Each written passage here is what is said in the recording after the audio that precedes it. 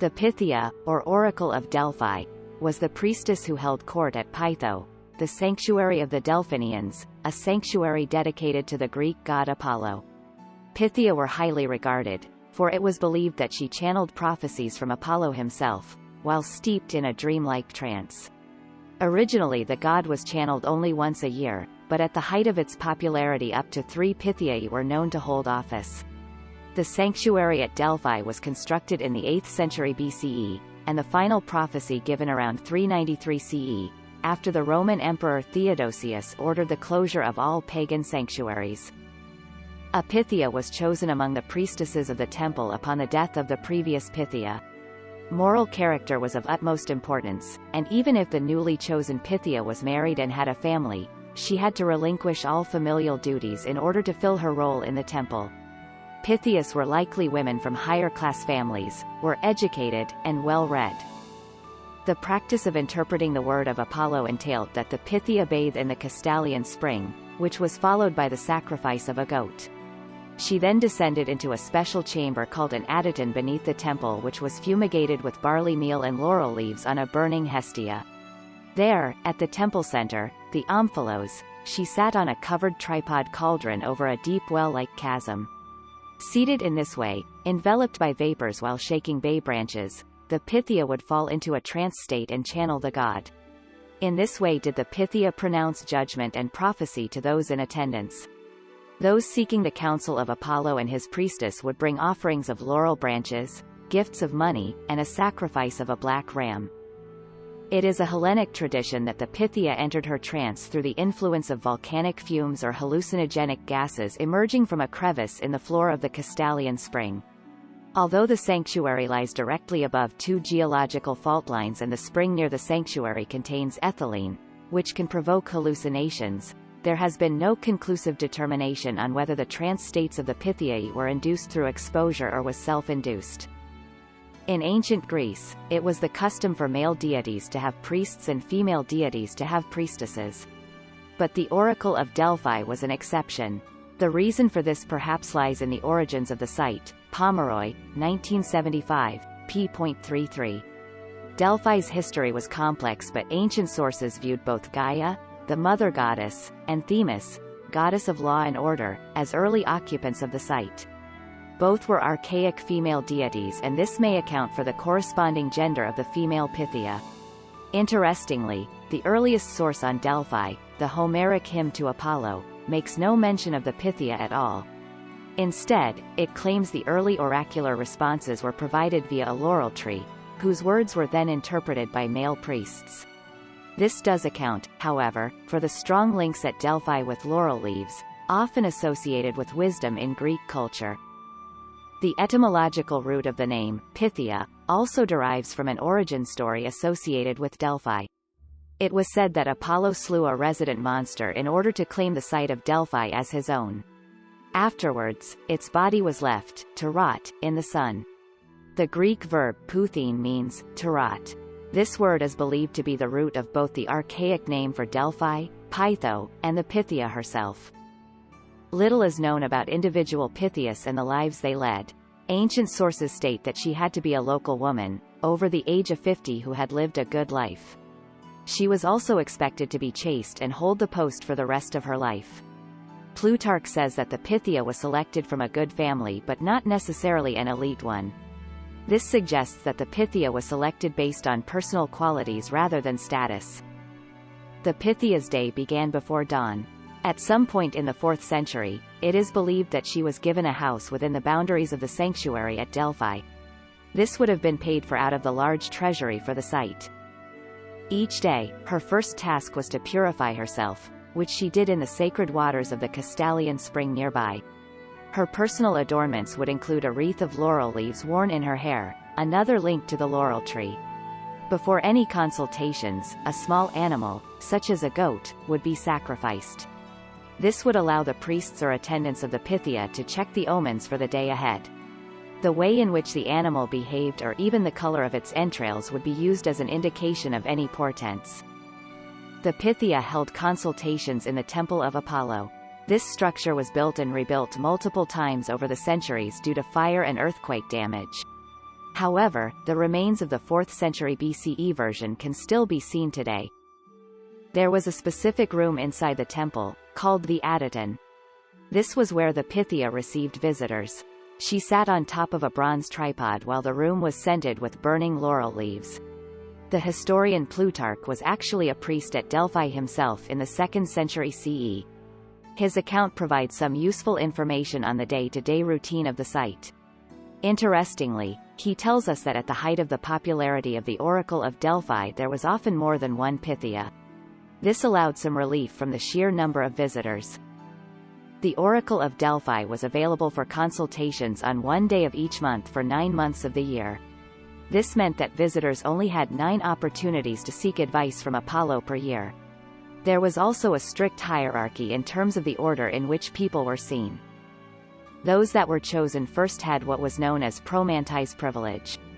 This included citizens of Delphi and people who had a special connection to the site. Next came citizens of states with a representative in the Amphictyony Council, followed by all other Greeks. Foreigners came last and, interestingly for a female-centered sanctuary, women were prohibited from entry. All consultants had to pay a fee, which varied according to their status, and offer a polanos, a type of sacrificial cake. They also had to burn an offering to all the gods and the people of Delphi before their turn came. A diverse range of people visited Delphi, from private individuals to ambassadors representing entire city-states. The Pythia also received some of the most famous names from ancient Greek history. Lycurgus, the founder of Sparta's highly efficient military regime, is said to have received advice from the Pythia.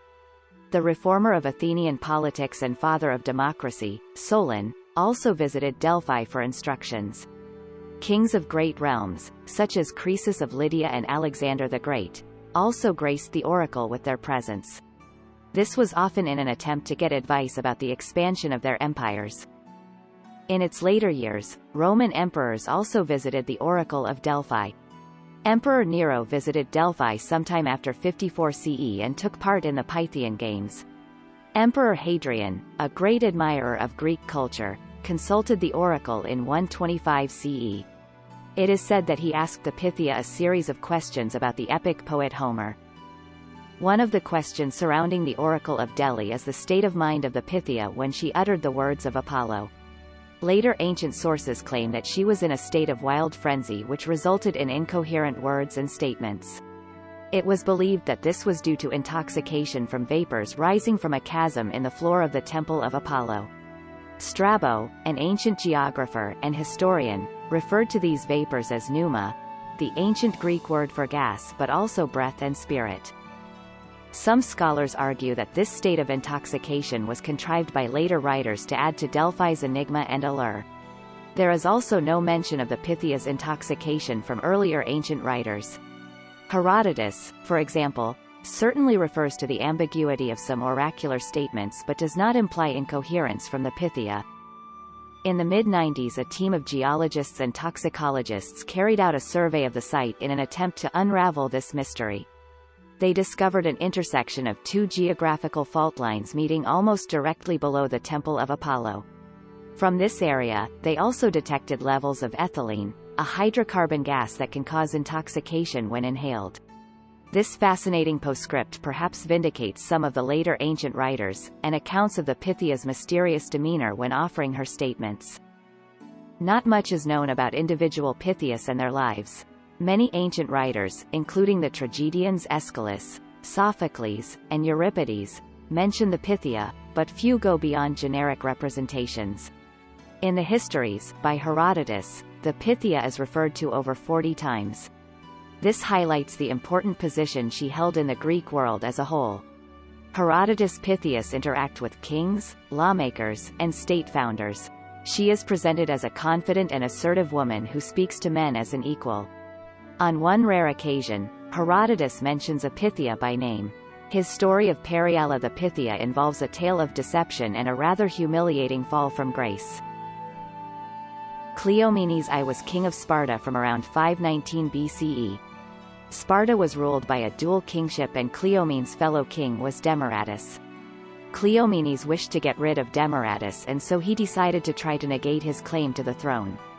To carry out his plan, he needed the help of the Oracle of Delphi. He enlisted an influential Delphic man named Koban. Koban was paid to bribe the Pythia, at that time, Periala, so that she would give a statement saying that Demaratus was not of royal descent. In his text, Herodotus uses the Greek verb for, to persuade, when describing the bribery of Periala. The meaning is unclear in this context, but it is likely that money was handed over. Unfortunately for Periala, word of her bribery got out. As a result, Koban was banished from Delphi, and Periala was removed from office. King Cleomenes himself also had to flee Sparta. The wide-reaching influence of the Oracle of Delphi put the Pythia in an elevated position unrivaled among women in ancient Greece. Over its thousand-year history, the Oracle was consulted on the founding of new states and colonies, as well as the outcomes of wars and invasions. It also played a very important part in the fundamental political reforms of Greek states, some of which continue to impact the Western world even today. Powerful figures from Greek and Roman history felt the need to be associated with Delphi. As we have seen, it was the Pythia who was at the heart of pivotal consultations. She was the woman who met with kings, tyrants, oligarchs, and emperors. Unlike other women in Greece, she spoke to these men from a position of power. Her words were revered and acted upon. They were, after all, believed to be the very words of the god Apollo. Any visitor to the site of Delphi today will be struck by its remarkable location. As the mists clear and the sacred ruins reveal themselves, there is a palpable sense of otherworldliness about the site. It is definitely easy to see why the ancient Greeks called it the navel of the world. One story tells of how Zeus released two eagles, one from each end of the earth. At the point at which the eagles crossed, he threw down a stone to determine the center of the earth. The stone landed at Delphi. This stone is thought to be represented by a mysterious marker excavated at the site, known as the omphalos, or navel stone. However, some ancient sources state that this stone was actually the marker for the tomb of Dionysus. Located on a rocky ridge beneath Mount Parnassus, Delphi is a site that does not lend itself to human occupation. It is a place belonging to the gods. The sources vary wildly on the origins of Delphi. Some state that Gaia, the mother goddess of Earth, was the first inhabitant, long before Apollo. This ancient lineage gave a certain level of prestige to the site. Despite its lofty mythological origins, it is likely that Delphi started off as a small, relatively insignificant settlement. However, it was located on an important trade route from Corinth to northern Greece. In the 8th century BC, increased levels of trade around Greece meant that Delphi gradually became more widely visited. By the 5th century BC, the Oracle of Delphi had become the most well-known sacred site in Greece. One of the many reasons why Delphi became so important was due to its independence. Delphi's location in Greece meant that it was not attached to any of the large and powerful city-states, such as Athens, Sparta or Corinth. This allowed it to maintain neutrality which, in theory at least, made its sanctuary accessible to all. Of course, its importance and growing wealth made it a target for attacks from time to time. But it was protected and managed by a council, known as the Amphictyoni. This council was made up of representatives from across Greece. Key members included those from Thessaly, Athens and Sicyon. The Amphictyoni played an important role in the growth of the sanctuary across the centuries. One of the many reasons why Delphi became so important was due to its independence. Delphi's location in Greece meant that it was not attached to any of the large and powerful city-states, such as Athens, Sparta or Corinth. This allowed it to maintain neutrality which, in theory at least, made its sanctuary accessible to all. Of course, its importance and growing wealth made it a target for attacks from time to time. But it was protected and managed by a council, known as the Amphictyoni. This council was made up of representatives from across Greece. Key members included those from Thessaly, Athens and Sicyon. The Amphictyoni played an important role in the growth of the sanctuary across the centuries. The communication of divine knowledge from God to mortal, also known as divination, played a major role in ancient Greek religion. Divination took many forms, from the study of sacrificial entrails to the interpretation of the flight of birds. But perhaps the most important form of divination was the practice of consultation of a god through an intermediary. This intermediary was known as an oracle. Oracular consultation took place at permanent sites and sanctuaries scattered across ancient Greece. The king of the gods, Zeus, had prestigious oracles at both Olympia and Dodona. There were also oracles of Apollo as far afield as Didyma in Asia Minor and on the island of Delos. However, it was the oracle of Apollo at Delphi that was the most renowned and enduring of them all. The Oracle of Delphi has fascinated civilizations as both an institution and a concept across the millennia. There are a plethora of ancient sources which refer to the oracle, from the 5th century BC poet, Pindar, to the 2nd century AD geographer, Pausanias. Delphi has also captivated later artists and writers. Lord Byron even left some graffiti on the stones of the gymnasium when he visited the site in 1809. One story tells of how Zeus released 2 eagles, one from each end of the earth. At the point at which the eagles crossed, he threw down a stone to determine the center of the earth. The stone landed at Delphi. This stone is thought to be represented by a mysterious marker excavated at the site, known as the omphalos, or navel stone. However, some ancient sources state that this stone was actually the marker for the tomb of Dionysus. Located on a rocky ridge beneath Mount Parnassus, Delphi is a site that does not lend itself to human occupation. It is a place belonging to the gods. The sources vary wildly on the origins of Delphi. Some state that Gaia, the mother goddess of Earth, was the first inhabitant, long before Apollo. This ancient lineage gave a certain level of prestige to the site. Despite its lofty mythological origins, it is likely that Delphi started off as a small, relatively insignificant settlement. However, it was located on an important trade route from Corinth to northern Greece. In the 8th century BC, increased levels of trade around Greece meant that Delphi gradually became more widely visited. By the 5th century BC, the Oracle of Delphi had become the most well-known sacred site in Greece. One of the many reasons why Delphi became so important was due to its independence. Delphi's location in Greece meant that it was not attached to any of the large and powerful city-states, such as Athens, Sparta or Corinth. This allowed it to maintain neutrality which, in theory at least, made its sanctuary accessible to all. Of course, its importance and growing wealth made it a target for attacks from time to time. But it was protected and managed by a council, known as the Amphictyony. This council was made up of representatives from across Greece. Key members included those from Thessaly, Athens and Sicyon. The Amphictyony played an important role in the growth of the sanctuary across the centuries. Once someone had made the journey to Delphi, often lasting for many days, what happened next in the consultation process? Access to the oracle was actually very restricted. It was this element of exclusivity which added significantly to Delphi's importance. The oracle was only available for consultation on one day of each month. For 3 months of the year, during winter, there were no consultations. It was believed that this was because Apollo sought warmer climes during the colder months. Consultation was, therefore, only possible for 9 days of the year. Even on these 9 days, a further process took place to determine if Apollo was happy to be consulted. Cold water was sprinkled on a sacrificial goat. If the goat shuddered, then Apollo had given his consent and the day could proceed as planned. On each consultation day, there was a queue of consultants, each of whom had to purify themselves in spring water near the sanctuary. Delphians went first, followed by people who had a representative in the Amphictyony and then all other Greeks. Non-Greeks were admitted last. Each consultant had to pay money and offer a polanos, a type of sacrificial cake, before the consultation.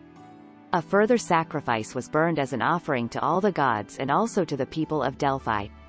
It was then time for the consultant to meet the priestess of Apollo, otherwise known as the Pythia and Oracle of Delphi. Little is known about the Pythia, but we do know that all Pythias had to be Delphian women from respected families. Once chosen, they would serve for life.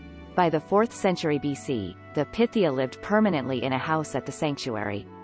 On consultation days, she would bathe in the Castalian spring near the sanctuary. She would then proceed to the temple and burn a sacrifice to Apollo of laurel leaves and barley meal. The sources vary wildly about what happened next. The general consensus is that the Pythia received consultants while seated on a tripod in an inner part of the temple. Later ancient sources mention a chasm in the floor of the temple. From this opening, some sort of vapor apparently rose up and was inhaled by the Pythia. She then entered a type of trance and uttered forth the divine words of Apollo. The greatest attraction of Delphi was the fact that it offered access, albeit indirectly, to the god Apollo. The Homeric hymn to Apollo, written around the 7th century BC, offers an explanation for Apollo's connection with Delphi. In his search for a location for his oracle, he eventually decided on Delphi due to the beauty of its position. But first, he had to defeat a monstrous dragon who lived nearby. After killing the dragon with his arrows, its body rotted in the scorching sun. The Greek for to rot is Pythine, and this is thought to be the origin of the Pythia's name. Delphi itself was formerly known as Pytho in the Bronze Age. The stories may vary, but the endpoint of each version is the establishment of a place of prophecy at Delphi.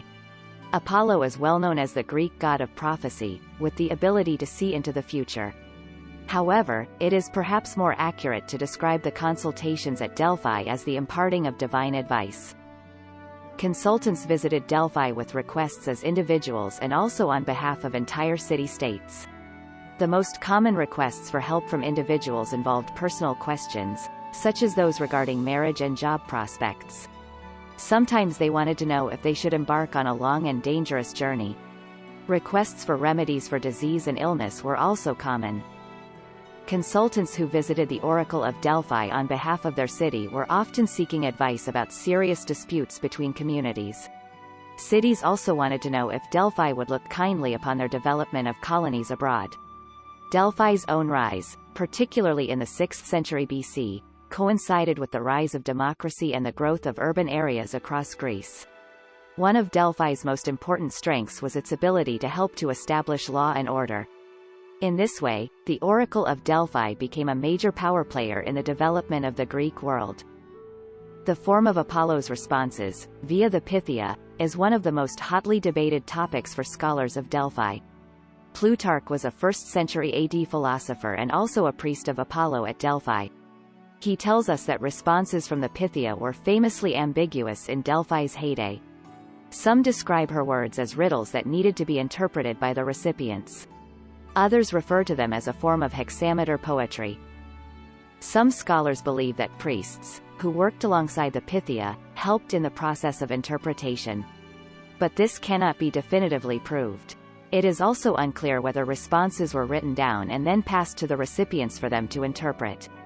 What is clear is that, in its ambiguity, the oracle was highlighting the fact that divine words were inherently unintelligible to mortals. They could not be received directly. Divine wisdom needed to be carefully interpreted first. Throughout Delphi's history, there were many who fell foul of the oracle's ambiguity. Herodotus, writing the histories in the 5th century BC, chronicles some fascinating episodes of misinterpretation at Delphi. Perhaps the most famous of them all involves Croesus, the incredibly wealthy king of Lydia. Croesus tried to test Delphi's oracle by asking it to say what he was doing at a particular point in time back in Lydia. The oracle correctly replied that Croesus was cutting up a tortoise and a lamb and then placing them in a bronze cauldron. Emboldened by this accuracy, Croesus then asked the oracle if he would be successful in a war campaign against Persia. The oracle replied that Croesus would destroy a great empire. Arrogantly, Croesus assumed that this meant he would succeed. He failed to realize that this great empire was actually his own, and he soon became enslaved by the Persians. By dealing with arrogant individuals in this way, no matter how important they were, the oracle asserted its power. By the 5th century BC, Delphi had become the most important oracular sanctuary in Greece. It attracted visitors from across the Greek world and beyond, from places such as Asia Minor and Egypt. Around 590 BC, the first Pythian Games were also held at Delphi in honor of Apollo. These athletic contests became one of the great Panhellenic Games festivals of Greece and occupied a place on the circuit alongside the Olympic Games. One of the reasons why Delphi had been able to establish its reputation and become so important was because of its growing wealth. The site was ravaged by fire in the 8th and 6th centuries BC. But, thanks to some very generous support and donations, bigger and better sacred buildings were built in the aftermath. These included the vast Temple of Apollo and also numerous city-state treasury buildings. Delphi's riches came from the offerings and dedications made by individuals and city-states. Many of these offerings came from Eastern kings. The large number of these foreign dedicators reflected the oracle's international importance.